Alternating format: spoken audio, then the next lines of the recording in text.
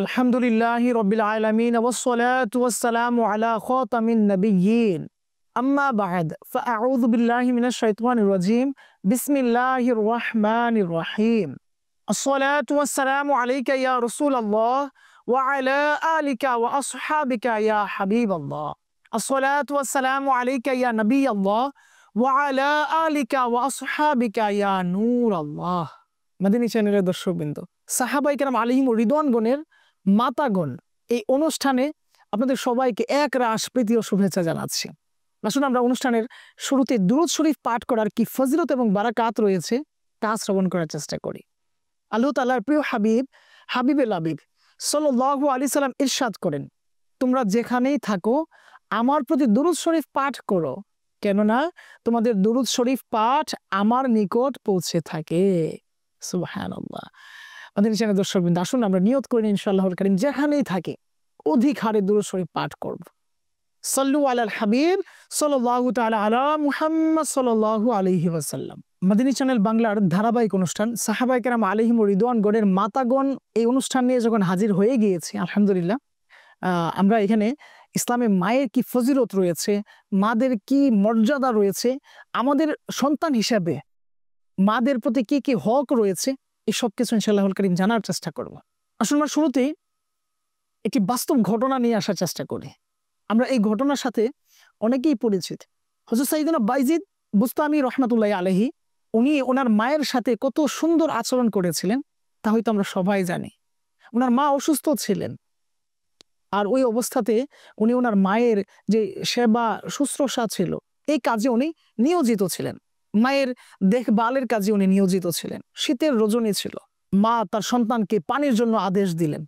তখন বাইজিদ বুস্তামি রাহমাতুল্লাহি আলাইহি মায়ের এই দাবি পূরণ করার জন্য, মাকে পানি দেওয়ার জন্য পানির পাত্রের কাছে গেলেন, কিন্তু সেখানে কোনো পানি ছিল না।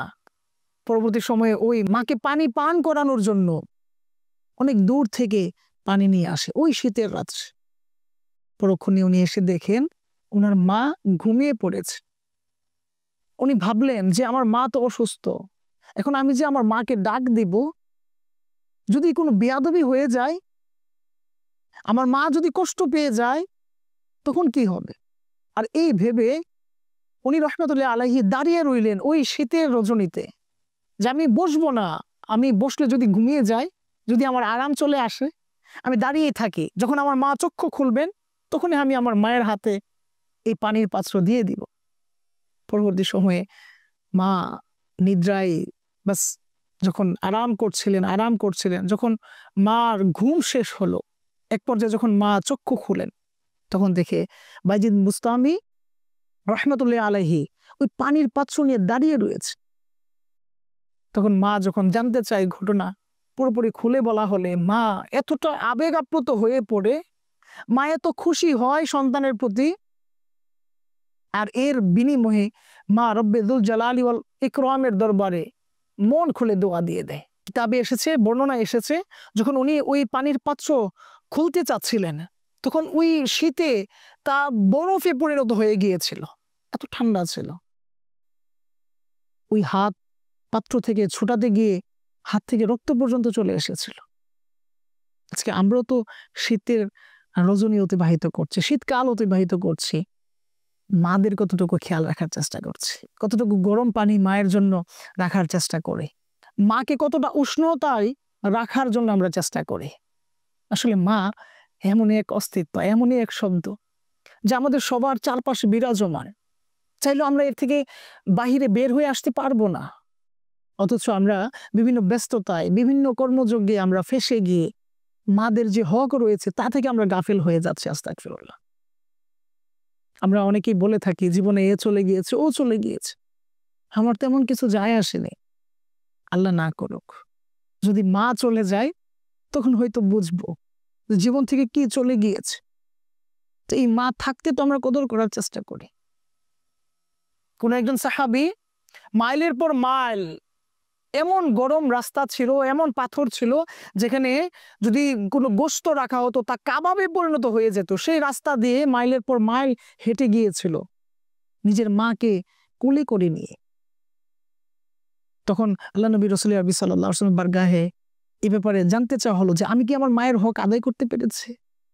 তখন আল্লাহর নবী রাসূলুল্লাহ সাল্লাল্লাহু আলাইহি ওয়াসাল্লাম ওনার মুবারক জবান থেকে ইরশাদ করেছিলেন যে কখনো সম্ভব না মায়ের হক আদায় করা। হ্যাঁ, হয়তো তুমি পেরেছো। যখন মা জন্ম দিয়েছিল, জন্ম দেওয়ার সময় একজন সন্তানকে প্রসবের সময় মা যে ঝাঁকি দেয়, যেই খিঁচুনি দেয়, যে কষ্টটা মায়ের হয় ওই সময়, ওই এক একটা ঝাটকি থেকে হয়তো কোনো এক স্বল্প পরিমাণের যে ব্যথা হয়তো তখন উনি অনুভব করেছিলেন, এর হয়তো তুমি বিনিময় আদায় করতে পেরেছ। তোমাদের চ্যানেলের দর্শকবৃন্দ, আমরা কখনোই মাদের হক পরিপূর্ণভাবে আদায় করতে পারবো না, কিন্তু চেষ্টা তো করতে পারি। তো এই ব্যাপারে সবচেয়ে বেশি যারা সজাগ ছিলেন তারা হচ্ছে সাহাবায়ে কেরাম আলাইহিম রিদওয়ানগণ। আলিউল মুর্তদা কারামাল্লাহু তাআলা ওয়াজহুল কারীমের আলোচনা চলছিল। আমরা আগের পর্বে ফাতেমা বিনতে আসাদ রাদিয়াল্লাহু তাআলা আনহা এর মদিনা শরীফের হিজরতের পূর্বের যে ঘটনাগুলো ছিল, আলোচনাগুলো ছিল, তা করার চেষ্টা করেছিলাম।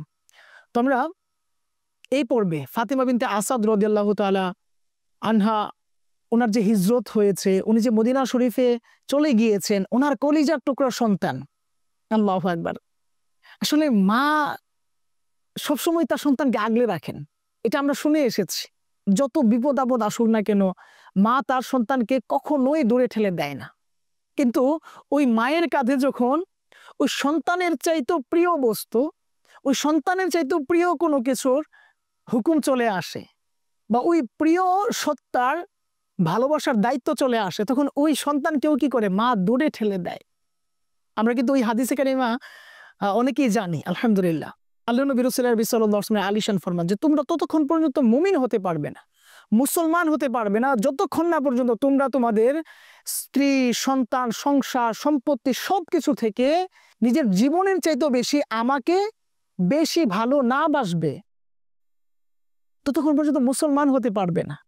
তো এই হাদিসে কারিমার এক বাস্তব রূপ হচ্ছে ফাতিমা বিনতে আসাদ রাদিয়াল্লাহু তাআলা আনহা।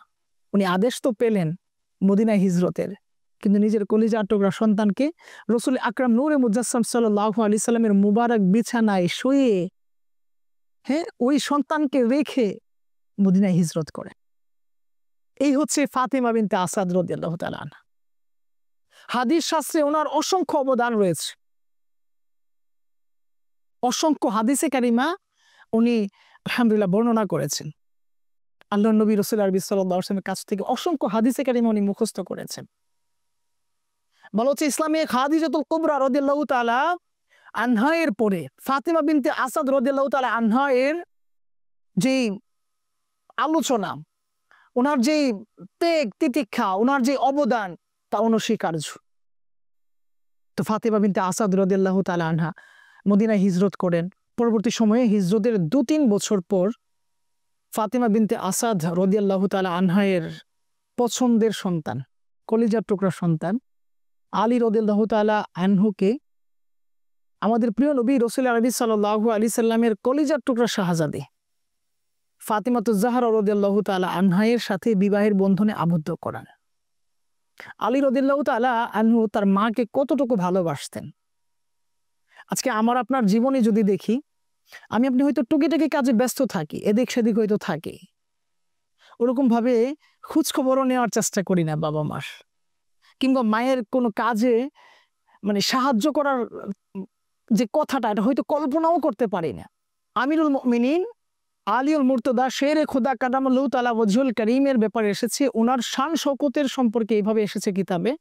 ওনার যে কি ইলম ছিল, ওনার বীরত্বের কথা কত সুন্দরভাবে কিতাবে এসেছে। ওনার ইলমে দ্বীনের একটি ঝলক যদি আপনাদের সাথে আরজ করি, উনি বলেন আমি যদি চাই তবে সূরা ফাতিহার তাফসীর দ্বারা 70টি উট ভর্তি করে দিতে পারে। অর্থাৎ তার তাফসীর লিখতে লিখতে এত বেশি রেজিস্টার হয়ে যাবে, এত বেশি সংখ্যার পাতা হয়ে যাবে, এত ভলিউম হবে, যা দ্বারা 70টি উট বোঝাই হয়ে যাবে। তাহলে উনার ইলম কি ছিল, উনার পার্সোনালিটি কেমন ছিল।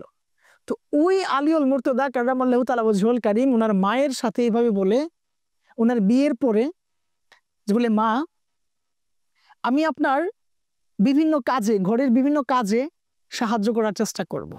যেমন পানি আনা, ঘর মোছা, বিভিন্ন ধরনের কাজে আমি আপনার সাহায্য করার চেষ্টা করব।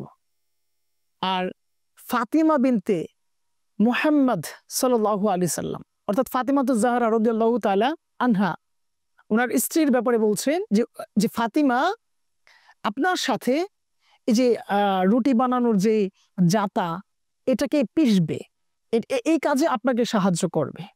আমাদের প্রিয় নবী রাসূল আরবি সাল্লাল্লাহু আলাইহি ওয়াসাল্লামের কলিজার টুকরা সন্তান, এমনটাও তো হতে পারতো, মাকে তো এভাবেও সম্বোধন করতে পারতো যে না না না বিয়ে তো করেছি, কিন্তু এমন একজনকে করেছে যিনি দু আলমের সর্দার রাহমাতে আলম সাল্লাল্লাহু আলাইহি সাল্লামের কন্যা, তাও আবার কলিজার টুকরা, সবচেয়ে বেশি পছন্দের। সে হয়তো কাজ ওরকম করতে পারবে না, আপনাকেই করতে হবে। কিন্তু উনি তা বলেনি। আর আল্লাহর নবী রাসূল আরবি সাল্লাল্লাহু আলাইহি সাল্লাম ওনার সন্তানকে এমন ভাবে শিক্ষা দিয়েছেন যে নিজে সব কিছু করতে প্রস্তুত সংসারের, কিন্তু উফ বলতে প্রস্তুত নয়, কাউকে কষ্ট দিতে প্রস্তুত নয়, শাশুড়ির সাথে বাজে ব্যবহার করতে প্রস্তুত নয়। এমন শিক্ষাই তো সন্তানকে দেওয়া উচিত। তো আলী রাদিয়াল্লাহু তাআলা আনহু এইভাবে তার মায়ের কাজে সাহায্য করতেন, সহযোগিতা করতেন, পাশাপাশি নিজের স্ত্রীকেও এই সাহায্যের কাজে সহযোগিতা করতেন, উৎফুল্ল করতেন, অনেক বেশি উৎসাহ দিতেন। এভাবে মিলেমিশে সংসারকে পরিচালনা করতেন ফাতিমা বিনতে আসাদ রাদিয়াল্লাহু তাআলা আনহা। এভাবেই মূলত তার সন্তান আলী রাদিয়াল্লাহু তাআলা আনহুকে শিক্ষা দিয়েছেন কিভাবে মায়ের সাথে আচরণ করতে হবে, কিভাবে স্ত্রীর সাথে আচরণ করতে হবে। কাউকে মাইনাস করার সুযোগ নেই। আজকাল হয়তো আমরা মায়াদাল্লাহ মাকে বেশি ভালোবাসতে গিয়ে হয়তো স্ত্রীর মনে কষ্ট দিয়ে থাকি, আবার হয়তো অনেক সময় স্ত্রীকে বেশি ভালোবাসতে গিয়ে মায়াদাল্লাহ মায়ের মনে কষ্ট দেওয়ার চেষ্টা করি।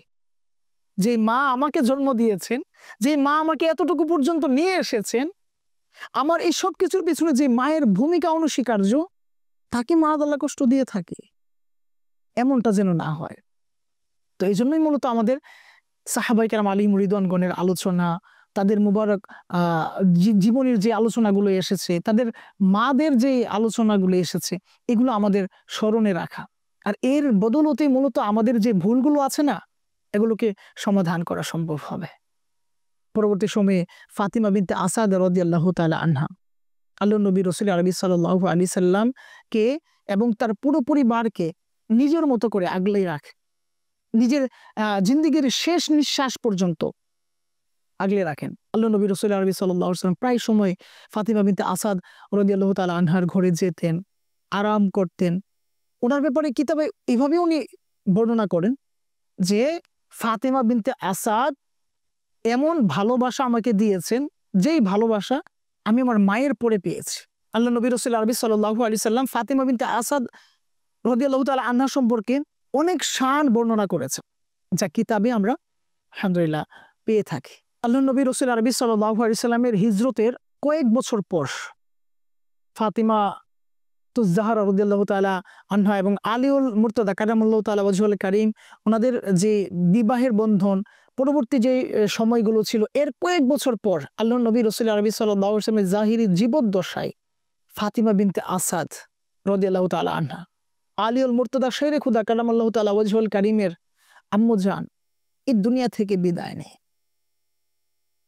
আর এই সংবাদ পেয়ে আল্লাহর নবী রাসূল আরবি সাল্লাল্লাহু আলাইহি ওয়াসাল্লাম এতটা বিচলিত হয়েছেন, এতটা দুঃখ পেয়েছেন, এতটা দুঃখ পেয়েছেন যে হয়তো ভাষায় প্রকাশ করার মতো না। আল্লাহ নবী রাসূল আরবি সাল্লাল্লাহু আলাইহি ওয়াসাল্লাম যখনই শুনলেন ফাতিমা বিনতে আসাদ রাদিয়াল্লাহু তাআলা আনহা ইন্তেকাল করেছেন, তখনই উনি বেদনা ভরাক্রান্ত ও দুশ্চিন্তাগ্রস্ত হয়ে পড়লেন এবং চোখ দিয়ে পানি গড়িয়ে পড়তে লাগলো। আল্লাহ নবী রাসূল আরবি সাল্লাল্লাহু আলাইহি ওয়াসাল্লাম যখনই শুনলেন ফাতিমা বিনতে আসাদ আর নেই জাহিরি ভাবে, তখন উনি অনেক কষ্ট পেলেন। এটি এমন এক খবর ছিল, এমনই এক সংবাদ ছিল যে সংবাদ মূলত কষ্ট দেওয়ার মতোই। তাই রাসূল আকরাম নূরে মুজাসসাম সাল্লাল্লাহু আলাইহি ওয়াসাল্লাম খুব কান্নাকাটি করলেন। তিনি কাল বিলম্ব না করে মৃত ব্যক্তির গৃহে তাশরিফ নিয়ে গেলেন। হযরত সাইয়েদনা ফাতিমা বিনতে আসাদ রাদিয়াল্লাহু তাআলা আনহার গৃহে তাশরিফ নিয়ে গেলেন এবং চির শয়নে শায়িত মহিলার মাথার নিকট দাঁড়িয়ে বললেন, হে আমার আম্মা, খুদা আপনার উপর রহম করুন। আপনি আমার আম্মার পরের জায়গায় ছিলেন, আপনি আমার মায়ের মতো ছিলেন, আপনি আমার মায়ের মতোই ছিলেন। আপনি নিজে অভুক্ত থাকতেন, অথচ আমাকে খাবার খাওয়াতেন। আপনার নিজের পোশাক প্রয়োজন হতো, অথচ আপনি আমাকে কাপড় পরাতেন। এরপর তিনি শোকাভিভূত গৃহকর্তাকে নিজের পবিত্র কামিজ প্রদান করলেন এবং তাকে এই কামিজের কাফন পরানোর নির্দেশ দিলেন। কি কি ভালোবাসা থাকলে সম্ভব এটা! কতটুকু ভালোবাসলে আল্লাহর নবী রাসূল আরবি সাল্লাল্লাহু আলাইহি ওয়াসাল্লাম নিজের লেবাস, নিজের পরনের কাপড় দিয়ে কাফন বানানোর আদেশ দিতে পারেন। পরবর্তী সময়ে আল্লাহর নবী রাসূল আরবি সাল্লাল্লাহু আলাইহি সাল্লাম হযরত উসামা বিন যায়েদ, হযরত আবু আইয়ুব আনসারী রাদিয়াল্লাহু তাআলা আনহুমা দ্বয়কে জান্নাতুল বাকিতে গিয়ে কবর খোঁড়ার নির্দেশ দিলেন। যখন তারা কবরের উপরের অংশ খোঁড়ার কাজ শেষ করেন, তখন প্রিয় নবী রাসূল আরবি সাল্লাল্লাহু আলাইহি সাল্লাম স্বয়ং নিচে নামলেন এবং মাটি খুঁড়তে লাগলেন। কবরের কাজ উনি করতে লাগলেন, মাটি উঠাতে লাগলেন, পরিষ্কার করতে লাগলেন। স্বয়ং নিজের মুবারক হাত দ্বারা মাটি উঠাতে লাগলেন। যখন কবর খোঁড়ার কাজ শেষ হলো, তখন হাউজে কাউসারের সাকি রহমতে আলম সাল্লাল্লাহু আলাইহি সাল্লাম কবরের মধ্যে শুয়ে পড়লেন এবং দোয়া করলেন। কি দোয়া করলেন আসুন আমরা শোনার চেষ্টা করি। আল্লাহর নবী রাসূল আরবি সাল্লাল্লাহু আলাইহি ওয়াসাল্লাম সাইয়্যিদানা ফাতেমা বিনতে আসাদ রাদিয়াল্লাহু তাআলা আনহা এর কবর নিজে খুঁড়লেন এবং কবরে শুয়ে গেলেন। আর শুয়ে ওনার ওই মুবারক আম্মু জানের কবরে শুয়ে পড়লেন এবং নিজের মায়ের পরে যার স্থান ছিল সেই ফাতিমা বিনতে আসাদ রাদিয়াল্লাহু তাআলা আনহার জন্য দোয়া করলেন। ওয়াদজাতু ফি কবরিহা লিয়াহুনা আলাইহা আযাবুল কবর। এইভাবে আল্লাহর নবী রাসূল আরবি সাল্লাল্লাহু আলাইহি ওয়াসাল্লাম দোয়া করলেন, হে আমার রব, হে আল্লাহ, আমার মাকে ক্ষমা করো এবং তার কবর প্রশস্ত করে দাও। আল্লাহু আকবার। আল্লাহর নবী রাসূল আরবি সাল্লাল্লাহু আলাইহি ওয়াসাল্লাম স্বয়ং এইভাবে দোয়া করলেন। কার জন্য? ফাতিমা বিনতে আসাদ রাদিয়াল্লাহু তাআলা আনহার জন্য। এই দোয়া করে তিনি কবর থেকে বের হয়ে এলেন। এ সময় চরম দুশ্চিন্তায় তিনি দাড়ি মুবারক ধরেছিলেন এবং গন্ড দিয়ে অশ্রু গড়ে পড়ছিল। এই ভাগ্যবতী এবং উঁচু মর্যাদাশীল মহিয়সী ওই নারীর জন্য তার যে আকুলতা ছিল, আল্লাহর নবী রাসূল আরবি সাল্লাল্লাহু আলাইহি ওয়াসাল্লামের যে ভালোবাসা ছিল, যে আবেগ ছিল, তা উনি প্রকাশ করতে চেয়েছেন। কেনই বা করবেন না, যার ইসলামে এত অবদান, যে দুর্দিনে আল্লাহর নবী রাসূল আরবি সাল্লাল্লাহু আলাইহি সাল্লামের পাশে ছিলেন, যে সময় আব্দুল মুত্তালিব ছিলেন না, যে সময় আবু তালিব ছিল না, সে সময় আল্লাহর নবী রাসূল আরবি সাল্লাল্লাহু আলাইহি সাল্লামকে সবচেয়ে বেশি ভালো যিনি বেসেছেন, কাছে যিনি আগলে রেখেছেন, তিনি হচ্ছেন ফাতিমা বিনতে আসাদ রাদিয়াল্লাহু তাআলা আনহা। আল্লাহর নবী রাসূল আরবি সাল্লাল্লাহু আলাইহি সাল্লাম এইভাবেও ইরশাদ করেন, ইন্নাহু লাম ইয়াকুন বাদা আবি তালিবিন আবার রাবি ফিহা। অর্থাৎ আবু তালিব এরপর, আবু তালিবের পর এই ফাতেমা বিনতে আসাদ রাদিয়াল্লাহু তাআলা আনহা ব্যতীত আর কেউ আমার সাথে এত সুন্দর আচরণ করেনি।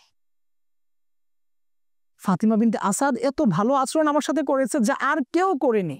তো তার জন্য কেনই বা নিজের মুবারক লেবাস খুলে দিবেন না, কামিজ কেন খুলে দিবেন না, আর কামিজ দিয়ে কাফন বানানোর আদেশ কেনই বা করবেন না?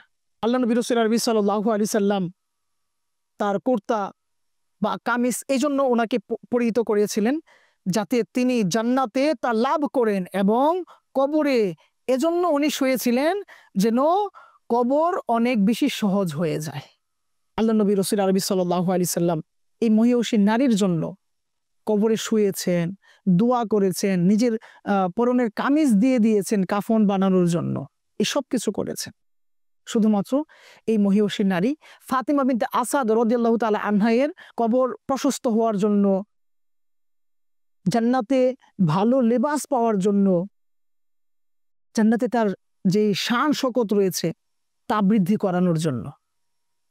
তো আলী রাদিয়াল্লাহু তাআলা আনহু এর মায়ের আলোচনা শুনছিলাম, কেমন ভূমিকা ছিল ইসলামে তাদের। আজকে যদি আমরাও তাদের ওই আলোচনা, আমরা যদি তাদের ওই মুবারক জীবনী নিয়ে একটু বাস আলোচনা করার চেষ্টা করি, শ্রবণ করার চেষ্টা করি, তবেই হয়তো আমাদের জীবনেও, আমাদের সন্তানদের জীবনেও তাদের ওই আলোচনার বরকত প্রতীয়মান হবে।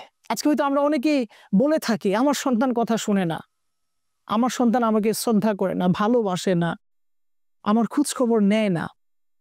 তো এর পিছনে হয়তো এটাই কারণ যে আমি আমার সন্তানকে সঠিক শিক্ষা হয়তো দিতে পারিনি।